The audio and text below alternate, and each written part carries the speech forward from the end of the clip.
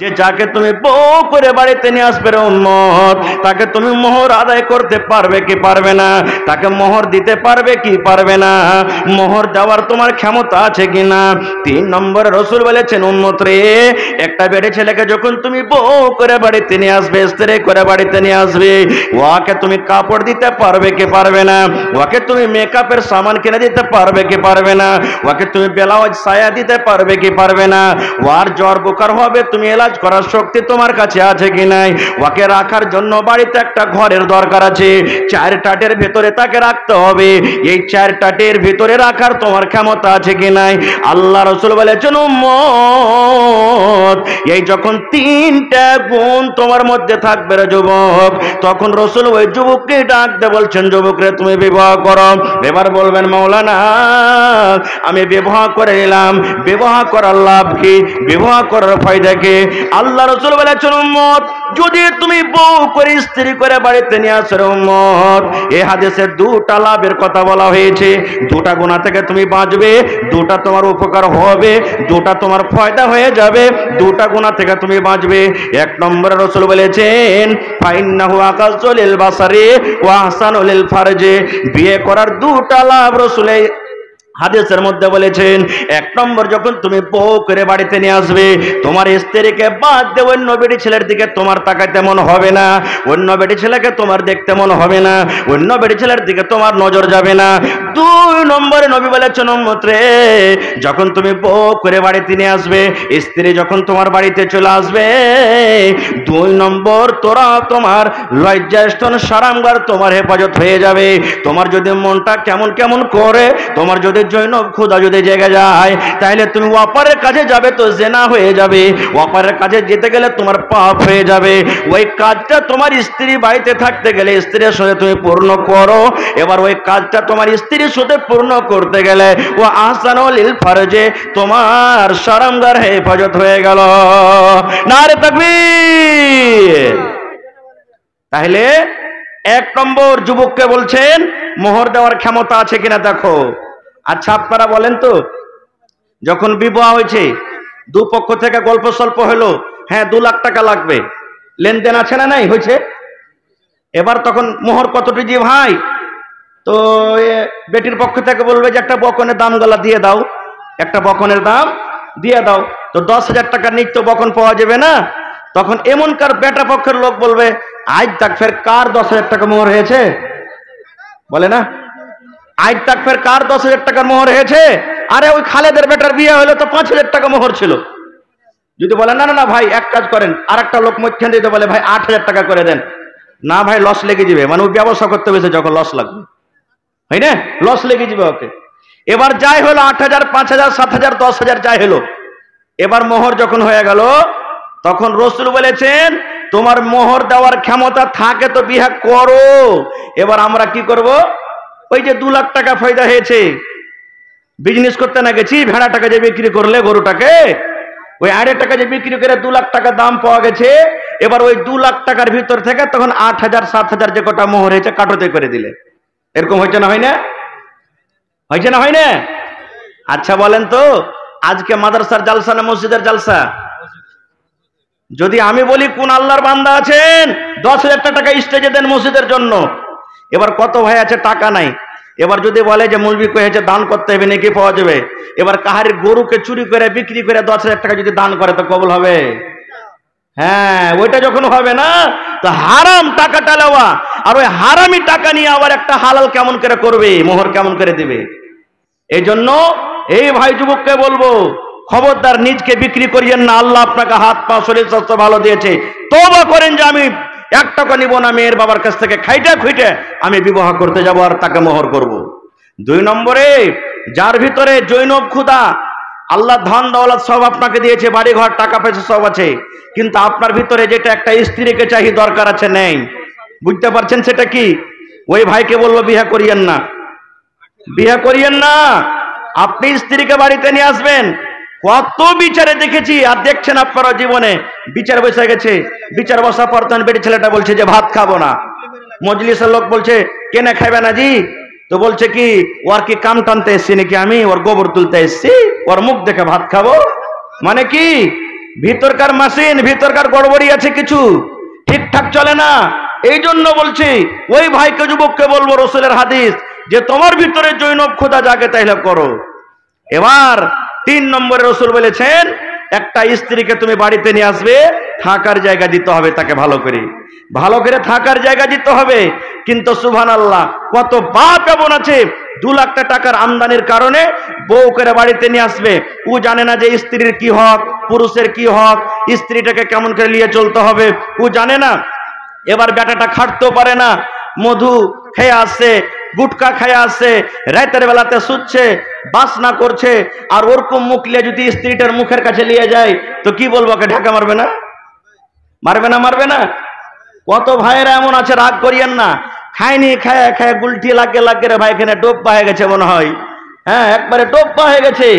ওরকম মুখ নিয়ে যদি স্ত্রীর কাছে যান রাতের বেলাতে তো খারাপ মনে করবে না?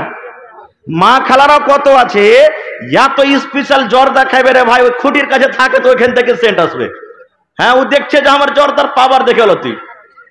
সুবহানাল্লাহ, ওই মাকে বলবো এরকম ভাবে তওবা করেন না, করতে হবে না। খো ভাইরা আমার, খায়ের যা হোক, তো রসুল বলছেন বিবাহ করার 2টা লাভ আছে হাদিসে।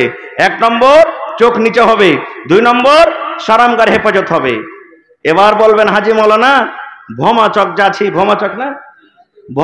যাচ্ছি, চার দোকানে চা খাচ্ছি, একটা খুব সুন্দর বেটি ছেলে রাস্তাতে হেঁটেছে, মন খুব জাগছে যে মৌলানা, মনে কেমন কেমন কি জাগছে, অটোমেটিক জাগবে।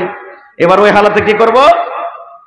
আল্লাহ রসুল বলেছেন উম্মত রে, তুমি বাজারে ঘুরতে গিয়েছো, চকে তুমি ঘুরতে গিয়েছো, তুমি রাস্তা দিয়ে হাঁটছো, ওই টাইমে ওই সময়তে একটা সুন্দর বেটি ছেলে তোমার নজরে এলো, একটা সুন্দর বেটি ছেলেকে তুমি দেখেছো, তোমার মন খান কেমন কেমন করতে শুরু হয়েছে, আল্লাহ রে এই বেটি ছেলেটা কত ভালো, দেখতে কত সুন্দর, আল্লাহ আমার কাছে একবার আসতো, আমি তার কাছে একবার যাইতাম, এরকম ধারণা যদি মনের মধ্যে আছে, আল্লাহ রাসূল বলেছেন উম্মত তাড়াতাড়ি তুমি বাড়ির ভিতরে চলে যাও, তাড়াতাড়ি করে তুমি বাড়ির ভিতরে চলে যাও, ওই চকে আর থাকিও না, ওই বাজারে আর থাকিও না, ওই রাস্তাতে তুমি থাকিও না, তুমি তাড়াতাড়ি করে তুমি বাড়ির ভিতরে চলে যাও। আর বাড়ির ভিতরে যাওয়ার পর তোমার যে বাড়িতে স্ত্রী আছে, তোমার যে বাড়িতে নারী আছে, তোমার বাড়িতে বিবি আছে, ওই বিবির সাথে তুমি মেলামেশা করো, কারণ নবী বলেছেন উম্মত রে, ওই বাজারে চকে রাস্তাতে মেয়ে ছেলেটাকে দেখে তোমার ভিতরে যে জোয়ানি জেগে গেছে, ওই নারীটাকে দেখে তোমার ভিতরে জোয়ানিতে হুড়কি মেরেছে, ওই নারীটাকে দেখে তোমার মন খান কেমন কেমন করেছে, তুমি তাড়াতাড়ি করে বাড়িতে এসো, আর বাড়িতে আসার পর তোমার স্ত্রীর সাথে তোমার মনটাকে ঠান্ডা করে নাও, কারণ ওই নারীর কাছে যা আছে, কারণ ওই মহিলার কাছে যা আছে, রসুল বলেছেন তোমার স্ত্রীর কাছেও সেটা আছে না নাই? আছে না নেই?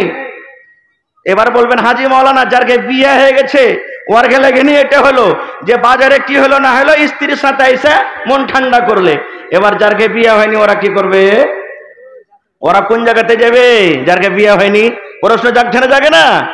আল্লাহ রাসূল বলেছেন উম্মত রে, যারকে বিয়ে হয়নি আর বিয়ে করার শক্তিও নাই, কিন্তু জওয়ানিতে হুড়কে মেরে দিয়েছে, ওই যুবকের জন্য নবী বলেছেন উম্মত রে, তুমি রোজা করো রে উম্মত, তুমি রোজা করো, মাসে মাসে রোজা চালিয়ে যাও, 2টা 3টা 5টা 10টা 15টা করে তুমি রোজা চালিয়ে যাও। রোজা করতে করতে তোমার শরীরটা যখন দুর্বল হবে, তোমার শরীরটা যখন কমজোর হবে, তখন একটা পর বেটি ছেলেকে দেখে তোমার মনটা আর টানবে না, একটা পর বেটি ছেলেকে দেখে তোমার মনটা আর জাগবে না। রোজা করতে গেলে তুমি পাপের গুনার কাজ থেকে তুমি বেঁচে থাকবে। নারে তাকবীর। তাহলে যুবককে এখানে ডাকতে বললেন। এবার আর একটু আগে চলেন, হাজি মাওলানা বিয়া তো করতে হবে, যে কয়টা বিয়া করতে হবে, কয়টা বিয়া করার আদেশ আছে? মেলায় মানুষকে দেখবেন সমাজে আমাদের মধ্যে প্রচলিত আছে কি, আবে নবী সাহেব 7টা বিয়ে করেছে রে শালা হারামি, এলাকায় শরীয়তে 7টা বিয়ে করা তাকিয়ে যাচ্ছে, বলে না মানুষ? 7টা বিয়ে করেন, 10টা করেন, 15টা করেন, মানা নেই, কিন্তু একসাথে 4টে স্ত্রী কি রাখতে পারবেন আপনি? একসাথে 4টে স্ত্রীকে বাড়িতে রাখতে পারবেন? যদি 5 নম্বর যদি আপনি বিয়ে করে আনবেন তো এই 4টার মধ্যে একটাকে তালাক করতে হবে আপনাকে, একসাথে 4টে স্ত্রী রাখতে পারবেন। এবার আল্লাহ তাবারাক ওয়া তাআলা বলছেন উম্মু, এ আমার বান্দা, পারো তো তুমি দুটা বিয়া করো, শক্তি আল্লাহ দিয়েছে। পারো তো তিনটা বিয়া করো, ওয়াতিও মন না ভরে তো চারটে বিয়া করো। এবার তুমি যদি দেখছো যে চারটা বিবাহ করব, দুটা করব, তিনটা করব, এবার ওয়ার্কের মধ্যে ফয়সালা করতে পারবো না, দেখবেন যারকে দুটা স্ত্রী ভাই জীবনে কোনোদিন সুখ পায়নি, আর বিচার করতে যদি যায় থাকেন দেখবেন ওয়ার্কে খাওয়া পিন্দার কোনো টেনশন নাই, খালি থাকা থাকে টেনশন বেশি। ওর কাছে দুদিন থাকছে, আমার কাছে একদিন থাকছে, ওর কাছে বেশি টাইম দিচ্ছে, আমার কাছে দেয় না, এরকম ভাবে শুধু ঝগড়া আর লড়াই ফাসাদ হবে। তা আল্লাহ রসুল বলেছেন, আল্লাহ বলেন যদি তুমি দুটা তিনটা বিবাহ করছো আর বারাবর করে যদি তুমি ইনসাফ ফয়সালা করতে না পারো, একটাই তুমি বাড়িতে রাখো, একটাই তুমি বাড়িতে চলো। তুমি ইনসাফ করতে না পারো তো একটাই তোমার জন্য যথেষ্ট, একটাই যথেষ্ট। এবার বলবেন এখানে আরো মেলা কথা আছে, আমি ওদিকে যাবো না। এবার বলবেন হাজি মাওলানা কোন ধরনের বেটি ছেলেকে বিয়ে করতে হবে, কোন ধরনের নারীকে বিয়ে করব? আল্লাহ রাসূল সাল্লাল্লাহু আলাইহি সাল্লাম 1400 বছর আগে এলান করে দিয়েছেন, ও আমার উম্মতরা তোমরা শুনে নাও, তুনকাহুল মারআতু লিআরবাইন। ওই দাদাকে বলবো, ওই নানাকে বলবো, ওই কাকাকে বলবো, ওই যুবককে বলবো, আল্লাহ রাসূল বলেছেন উম্মত তুনকাহুল মারআতু লিআরবাইন, মেয়েদেরকে চারখানা গুণ দেখে বিয়ে করা যায়। রাসূল বলেছেন উম্মত রে, যখন তুমি বিয়ে করবে তখন রাসূল বলেছেন চারখানা গুণ যে নারীর মধ্যে থাকবে, যে বেটি ছেলের মধ্যে চারখানা গুণ থাকবে উম্মত, ওই বেটি ছেলেকে তুমি বউ করে বাড়িতে নিয়ে এসো। এক নম্বর রাসূল বলেছেন লে মালে হা, যার কাছে মাল আছে, যার কাছে টাকা আছে, যার কাছে বাড়ি আছে, যার কাছে জমি আছে, যে মেয়ের বাবা ধনী, যে মেয়ের বাবা মালদার, যে মেয়ের বাবা জমিনদার, রাসূল বলেছেন এক নম্বর তুমি দেখো মাল আছে কিনা। দুই নম্বরে রাসূল বলেছেন ওয়ালে হাসাবে হা, তার খানদান দেখো, তার বংশ দেখো, তার ঝাড় দেখো। তিন নম্বরে রাসূল বলেছেন ওয়ালে জামালে হা, ওই মেয়েটা দেখো তিন নম্বরে দেখতে সুন্দর আছে কিনা, দেখতে ভালো আছে কিনা, দেখতে সুন্দর আছে কিনা। চার নম্বরে রাসূল বলেছেন উম্মত রে ওয়ালে দিনহা, যাকে তুমি বউ করে বাড়িতে নিয়ে আসবে উম্মত, দেখো তার মধ্যে দিনদারি আছে কিনা, নামাজ পড়িতে জানে কিনা, রোজা রাখে কিনা, কোরআন পড়িতে জানে কিনা। আল্লাহ রাসূল বলেছেন দেখো তার মধ্যে দিনদারি আছে কিনা। এক নম্বর হলো মাল, দুই নম্বর হলো বংশ, তিন নম্বর হলো সৌন্দর্য, চার নম্বরে রাসূল বলেছেন দিনদারি। কয়খানটা বললেন রাসূল? চারখান গুণ দেখতে। এবার যদি বলবেন হাজি মাওলানা চারখানটা গুণ যদি কোনো বেটি ছেলের দিকে দেখতে যাওয়া যায় তো বুঝিন হাজারে একটা পাওয়া যাবে।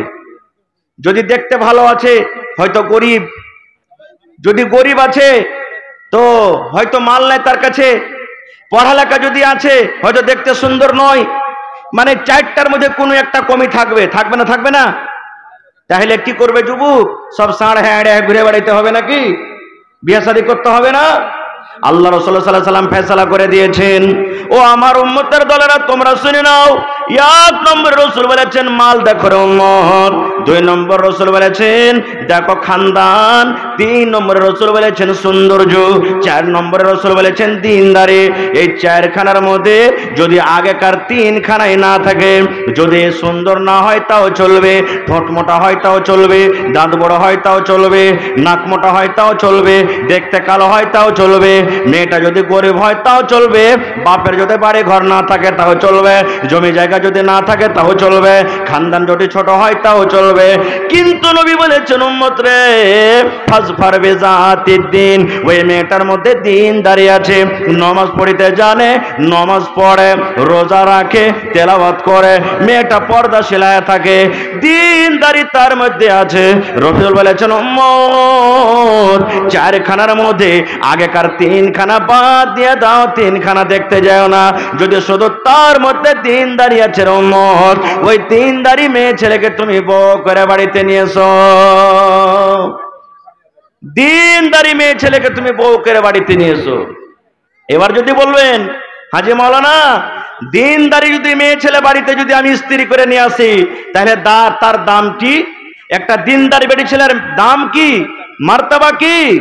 আল্লাহ রাসূলুল্লাহ সাল্লাল্লাহু আলাইহি ওয়াসাল্লাম একটা হাদিস আছে, আদ-দুনিয়া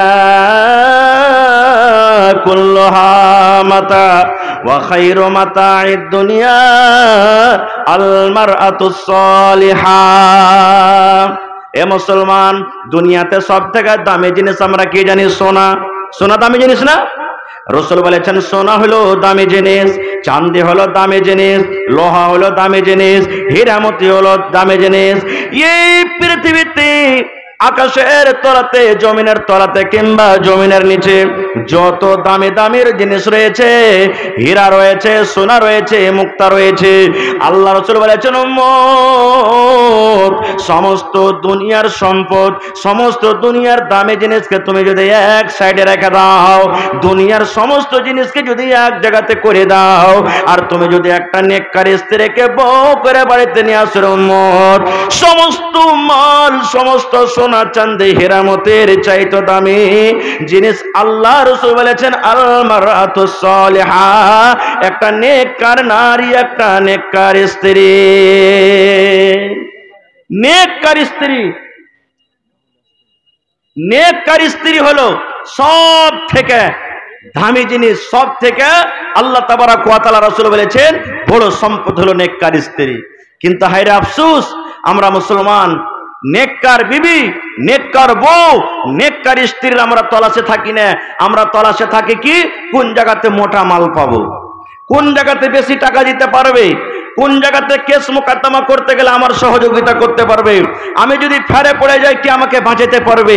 এই ধরনের আমরা লোক খুঁজে বেড়াই, এই ধরনের মানুষ আমরা খুঁজে বেড়াই। ভাই মুসলমান, এইবারে তাহলে একটা পুরুষ, একটা মরদ লোক কয়টা পর্যন্ত বিয়ে করতে পারবে ভাই? 4টা পর্যন্ত। এবার যদি ফয়সালা বরাবর করতে না পারে, ভয় লাগে, তাহলে আল্লাহ বলছেন একটাই তুমি বিবাহ করো। কিছুদিন আগে আপনারা দেখেছিলেন বাংলাদেশের তাসলিমা নাসরিন, তার নাম শুনেছেন মনে হয় আপনারা। সে বলেছিল যে যদি একটা পুরুষ 4টা স্ত্রীকে বাড়িতে স্ত্রী করে নিয়ে থাকতে পারে, তাহলে একটা বেটি ছেলে, একটা নারী কেন 4টা পুরুষকে বিয়ে করতে পারবে না? শুনেছিলেন আপনি এটা খবর? শুনেছিলেন? শুনেননি মনে হয়। ইয়ার উত্তর মেলায় কিছু দেওয়া হয়েছে, মেলায় কিছু দেওয়া হয়েছে। ভাই আমার, একটা উদাহরণ 2 মিনিট আপনাকে ছোট্ট করে বলি যে আল্লাহ তাবারাক ওয়া তাআলার বিনা হিকমতে কিছু হয় না, না হয়েছে, আমরা ওইটা বুঝতে পারি বা নাই পারি। এই যে ইমাম আবু হানিফা রাহমাতুল্লাহ আলাইহি, ইমামে আজম যাকে বলা হয়েছে, বড় ইমাম, তার আসল নাম হলো নুমান বিন সাবিত। ইমাম আবু হানিফা রাহমাতুল্লাহ আলাইহির নাম নুমান বিন সাবিত। এবারে ওকে 4 জন বেটি ছেলে এসে প্রশ্ন করছেন যে ইমাম সাহেব, শরীয়তে আছে একটা বেটা ছেলে, একটা পুরুষ 4টা বেটি ছেলেকে বউ করে বাড়িতে নিয়ে থাকতে পারবে, কিন্তু একটা বেটি ছেলে কেন 4টা পুরুষ জাতিকে বউ করে, 4টা পুরুষকে নিজের স্বামী করে বাড়িতে রাখতে পারবে না? কেন আল্লাহ তাবারাক ওয়া তাআলা এই শরীয়তে এত বড় জুলুম অত্যাচার করেছেন? ঘটনাটা ভালো করে শুনবেন ভাই। কেন আল্লাহ তাবারাক ওয়া তাআলা নারীকে বলেছে তোমার জন্য একটাই পুরুষ, 4খানা পুরুষের তোমার জন্য হারাম, শরীয়তে জায়েজ নাই? এবারে ইমাম আবু হানিফা রাহমাতুল্লাহ আলাইহি, ওর নাম নুমান বিন সাবিত, জিজ্ঞাসা করছেন 4 জন মহিলা, 4 জন বেটি ছেলে আইসা, ইমাম সাহেব, আল্লাহ তাবারাক ওয়া তাআলা একটা পুরুষকে 4 জন স্ত্রী একসাথে রাখার আদেশ করেছেন, কিন্তু একটা স্ত্রীকে কেন 4টা পুরুষকে রাখার আদেশ করেননি? তখন ইমাম আবু হানিফা রাহমাতুল্লাহ আলাইহি বলছেন ঠিক আছে, তোমরা বাড়িতে যাও, কালকে তোমার এর উত্তর আমি দেখে শুনে দিব। এই খুঁজতে খুঁজতে খুঁজতে খুঁজতে সব কিতাবকে খুঁজে ফেললেন, কিন্তু এর উত্তর পাওয়া যায় না।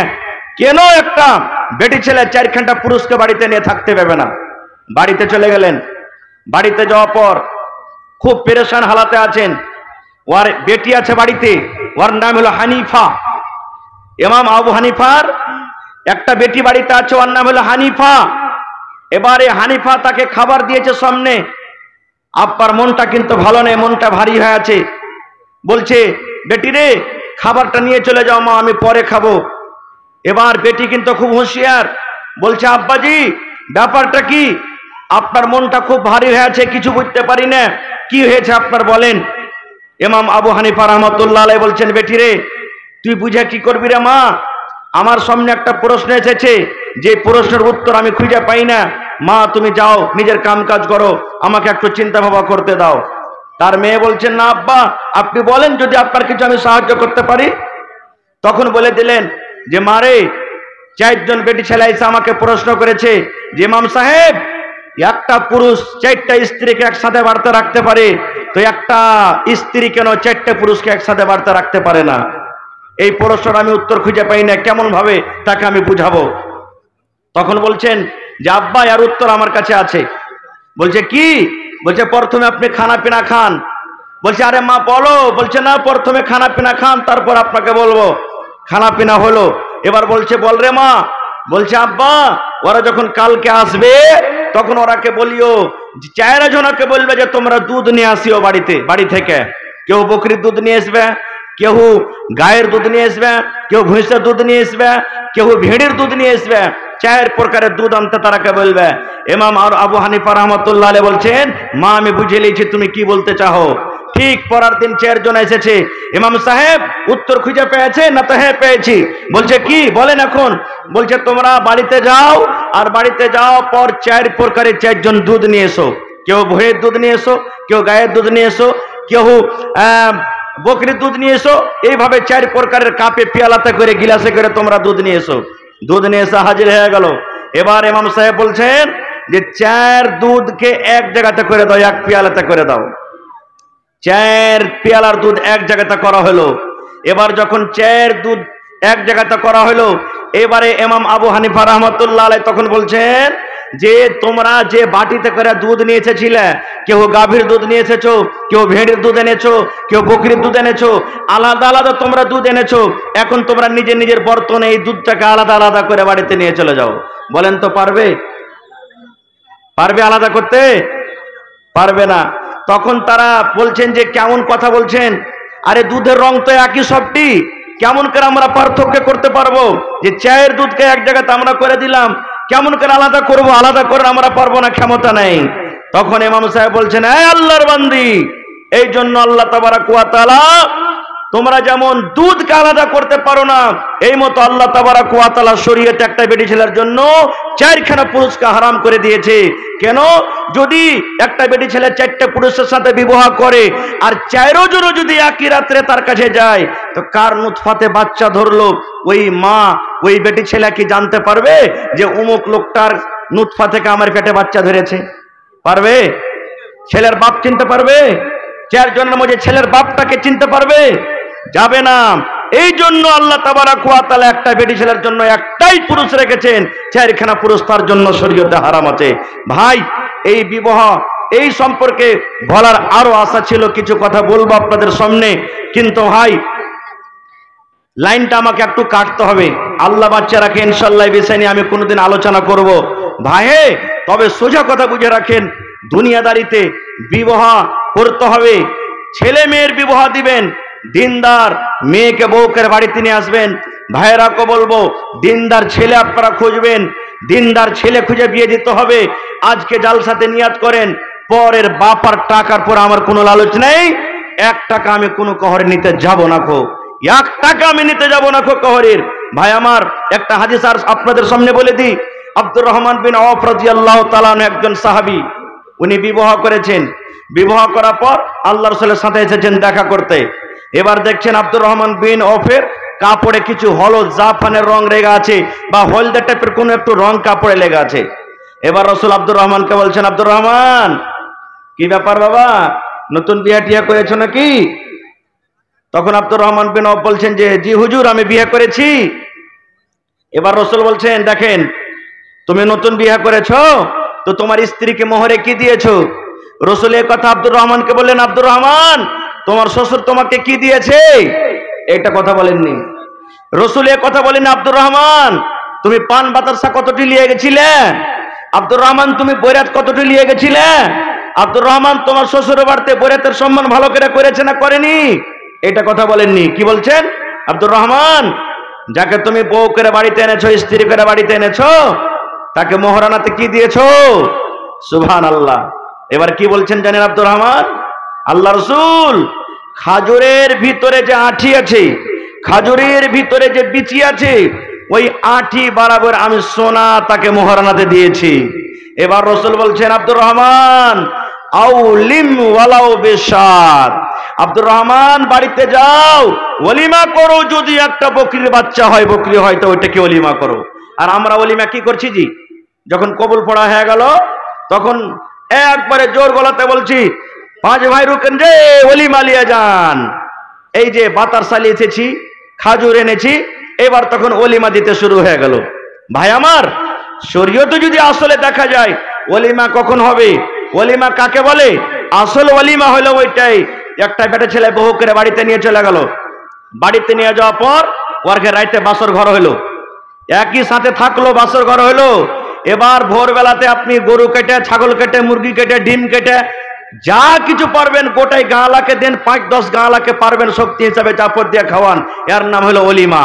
কিন্তু এখানে রাতটা কেমন করে কাটবে, কত বাড়িতে দেখা যায়, মানে বাড়ি কি বেশিরভাগই যেদিন স্ত্রীটাকে বহু করে বাড়িতে নিয়ে যাবে রে ভাই, ওর সঙ্গে 2-3টা গার্ড যাবে, খালি জেনে গার্ড যেছে না, জেনে ওকে কি বলে, আমাদের ভাষাতে কি বলি, উল্টা উল্টা বিবি নাকি, আর উলট বিবি, ডুলি বিবি ওরকে বলা হয়, 2-3টা গার্ড।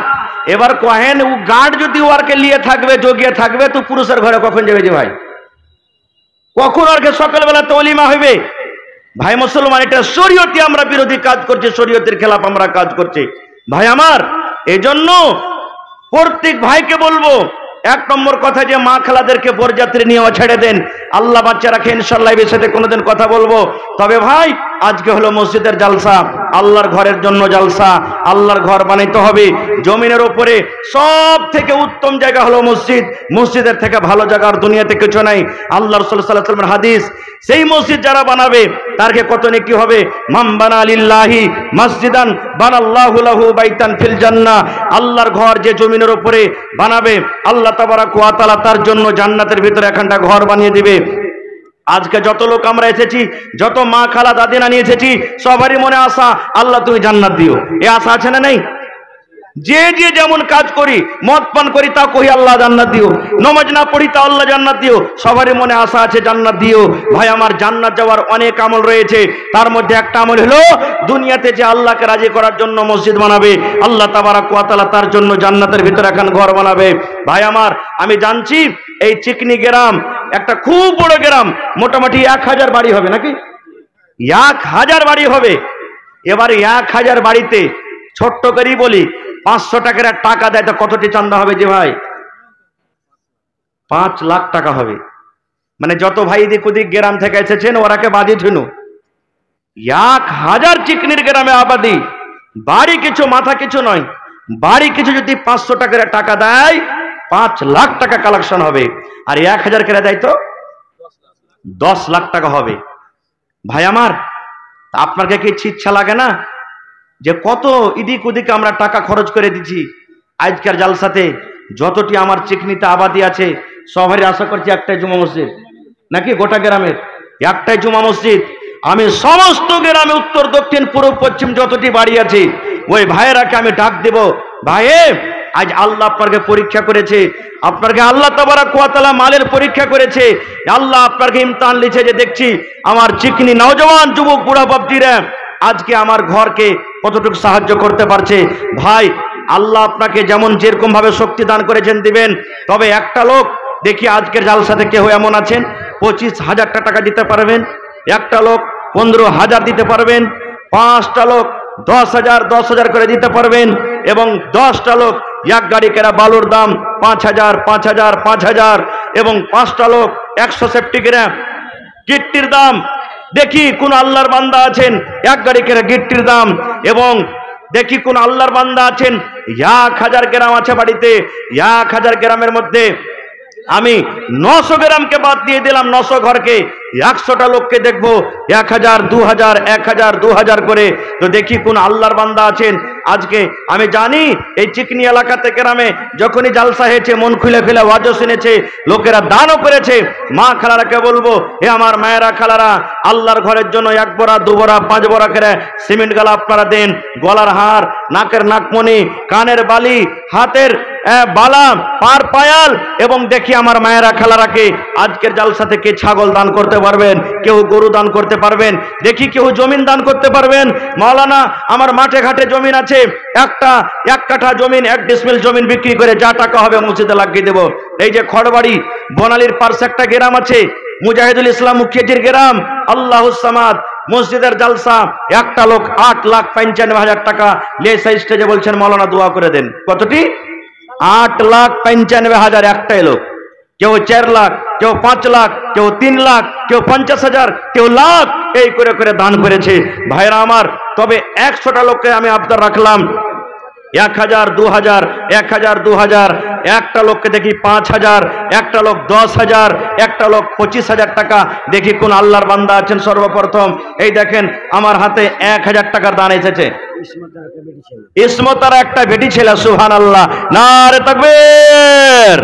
মা খালারকে পেন্ডালে চাদর দিয়ে পাঠান মাওলানা, চাদর ঘুরছে না, মায়েরা চাদর ভর্তি করে করে এমন করে আপনারা দান করেন যে দুজনাতে 2 হাত আনতে না পারে এখানে।